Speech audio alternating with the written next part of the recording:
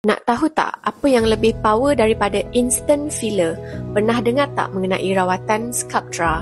Hai, saya Dr. Syabila. Sculptra ialah biostimulator, bukan instant filler.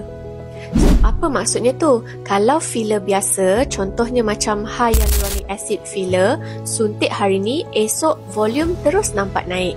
Tapi kesan ini hanya sementara. Ianya selalunya tahan dalam masa 6 bulan sehingga setahun.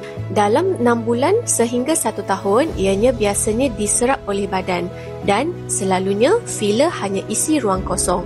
Tapi Sculptra berfungsi dengan cara yang berbeza. Sculptra tak beri volume serta-merta. Ianya rangsang kolagen sendiri daripada dalam. Ianya selalunya mengambil masa beberapa minggu sehingga berbulan. So, macam mana hasilnya? Sculptra selalunya hasilnya nampak lebih semula jadi, tahan lebih lama, selalunya tahan dalam masa 2 tahun dan tak nampak overdone ataupun overfill.